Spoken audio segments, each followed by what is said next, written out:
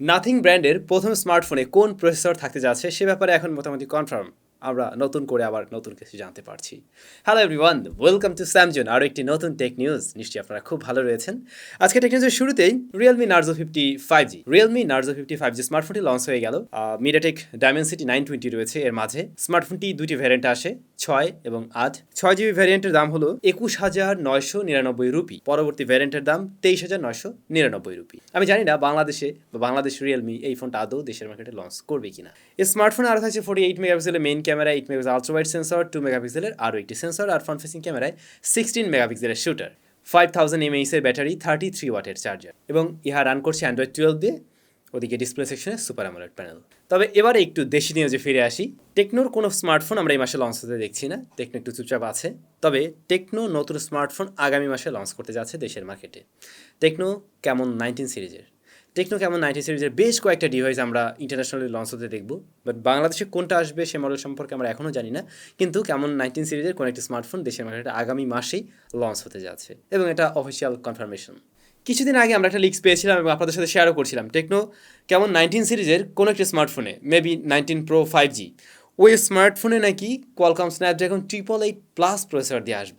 আসলে সেরকম কিছু হচ্ছে না। তবে ওই স্মার্টফোনটার রেয়ার প্যানেলের ওই যে কালার শিফটিংয়ের যে একটা বিষয় আমরা শুনে আসছিলাম, যে কালারটা চেঞ্জ হবে, ওই ডিভাইসটাতে ওই সুযোগটা থাকছে, বাট প্রসেসরটা অত শক্তিশালী হতে যাচ্ছে না। হতে পারে মিডিয়াটেক ডায়মেনসিটির কোনো একটি প্রসেসর দিয়ে আসবে ওই ডিভাইস।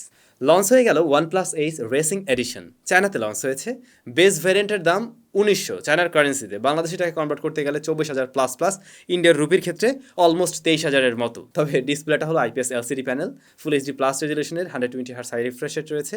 আবার প্রসেসরও MediaTek Dimensity 8100 Max, same processor আমরা এই ফোনেও ব্যবহার হতে দেখছি 10R বা এসি এতে। তারপরে 65 ওয়াটের চার্জার, যদিও 10R বা এসি আমরা দেখছিলাম 150 ওয়াট এবং 80 ওয়াট। এরপরে ক্যামেরা সেকশনে 64 মেগাপিক্সেল, 8 মেগাপিক্সেল 2 এবং ফ্রন্ট ফেসিং ক্যামেরায় 16 মেগাপিক্সেলের শুটার। মিডিয়াটেক ডায়মেনসিটি 8100 দিয়ে ওটা কিন্তু বেশ কম দামি একটি ফোন বলা যেতেই পারে। যদি বাংলাদেশে আমরা 30,000-এর মধ্যেও পেতাম, খুবই পাওয়ারফুল একটা ডিভাইস হতে পারতো। ভিভোর ফ্ল্যাগশিপ সিরিজ ভিভো X80 আজকেই ইন্ডিয়াতে লঞ্চ হয়ে গেল, এবং বাংলাদেশেও স্মার্টফোন খুব শীঘ্রই লঞ্চ হতে যাচ্ছে। আমরা ব্যবহার করছি, ক্যামেরার জন্য তো বেশ ভালো লাগছে। জাইস অপিক্স রয়েছে এখানে, আপনারা হয়তো জানেন, বুঝে পাশে বড় করে লেখা আছে, আরও অনেক কিছু। তো যারা ফ্ল্যাগশিপ একটা ডিভাইস কিনতে চাচ্ছেন, ক্যামেরার জন্য অবশ্যই ভালো হতে হবে, ক্যামেরা ফোন আর কি, তারা ওয়েট করতে পারেন। ইভেন এই ফোনটা ব্যবহার করতে গিয়ে যা দেখলাম, এর আগের মডেলের মতোই এতেও বা তার চাইতে আর একটু বেটার স্ট্যাবিলিটি রয়েছে, অর্থাৎ স্ট্যাবিলাইজেশন ভিডিও শ্যুট করার সময়। খুব শীঘ্রই আপনারা এর ফুল রিভিউ পাবেন, স্টে টিউন। গতকাল আপনারা জানেন দেশের মার্কেটে ইনফিনিক্স হট 12 লঞ্চ হলো, তো ওইটার রিভিউটা দিলাম। তারপর আপনারা অনেকেই কমেন্টস করছিলেন, ভাই ইনফিনিক্স হট 11s নেব নাকি ইনফিনিক্স হট 12 নেব। তো এইটা নিয়ে একটা কম্প্যারিজন ভিডিও আজকে আমাদের চ্যানেলে আপলোড করা হয়েছে।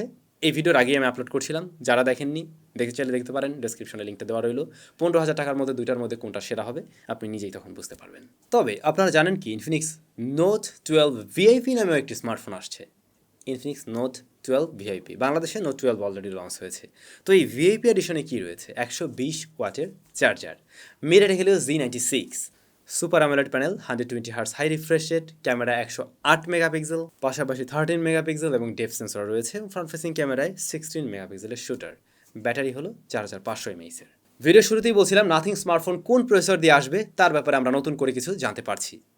কোয়ালকম স্ন্যাপড্রাগন দুটি প্রসেসর লঞ্চ করতে যাচ্ছে, আপনারা জানেন। এই যে 2 দিনের মধ্যে লঞ্চ হবে স্ন্যাপড্রাগন 8 Gen 1 প্লাস এবং 7 Gen 1 প্লাস। তো নতুন করে আমরা জানতে পারছি নাথিং ফোন 1-এ থাকবে 8 Gen 1 প্লাস। যদিও এর আগে বিভিন্ন লিকস্টিক্স থেকে আমরা শুনে আসছিলাম স্ন্যাপড্রাগন 778G দিয়ে আসতে পারে, 888 প্লাস দিয়ে আসতে পারে, এরকম অনেক কিছুই আমরা শুনতে পাচ্ছিলাম, বা 8 Gen 1 দিয়েও আসতে পারে। এখন একটু জোরালো লিক্স বলছে এটা হতে পারে 8 Gen 1 প্লাস। এছাড়াও Xiaomi তাদের 12 সিরিজে আরও দুটি নতুন স্মার্টফোন নিয়ে আসছে, যেগুলো ফ্ল্যাগশিপ ডিভাইস অবশ্যই। Xiaomi 12s, Xiaomi 12s Pro, এই দুইটা ডিভাইসেও 8 Gen 1 প্লাস এই প্রসেসর থাকবে। ভাই ব্রাদার, ঝটপট খতম হয়ে গেল আজকে টেক নিউজ। চলে যাব কমেন্ট সেকশনে। ইমন উনি লিখেছেন, এই সময় রেডমি নোট 11 কেনা ঠিক হবে? দাম কি কিছু কমবে? এখন রেডমি নোট 11-এর যে দাম, তাতে আমি বলবো এটা আসলে এখন ওভার প্রাইস হয়ে গেল। 19,000 টাকা দিয়ে সেই 4GB যদি ভ্যারিয়েন্ট কিনেন, তাতে কিন্তু আর হলো না। 16,500 টাকায় ওকে, বাট 19,000 টাকায় মোটেই সেটা ঠিক না। ইমরান গেমিং, স্যাম ভাই রিয়েলমি C35 কবে আসবে? রিয়েলমি C35 যতদূর সম্ভব 25 তারিখে বা 24 তারিখে লঞ্চ হচ্ছে। আমরা ব্যবহার করছি ডিভাইস, রিভিউ পাবেন। তানভীর, মোবাইল কোম্পানিগুলোর না বাংলাদেশে অ্যাসেম্বল করে, তাহলে ফ্যাক্টরি করে লাভ কি? ট্যাক্সও ফাঁকি দেবে আবার দাম ইচ্ছে মতো বাড়াবে, এটা কি কোনো সমাধান টেক কমিউনিটির কাছে নেই? এটার কি কোনো সমাধান টেক কমিউনিটির কাছে নেই? আসলে তো তাই। মোটামুটি প্রায় ম্যাক্সিমাম ব্র্যান্ডের ডিভাইসগুলো বাংলাদেশে অ্যাসেম্বল হয়, বাট তারপরও আমরা ডে বাই ডে শুধু প্রাইস বাড়তে দেখছি। আসলে এতে করে লাভটা কী হলো? এমনি মাহবুব, ফোনে RAM 4 GB, virtual RAM 2 GB যদি বাড়াই তাহলে কি কাজ করবে নাকি শুধু স্ক্রিনে শো করবে? এক প্রকারও স্ক্রিনে শো করার মতো। ভার্চুয়াল র্যামটা আসলে আহামরি যে অনেক কাজে লাগে এমন না।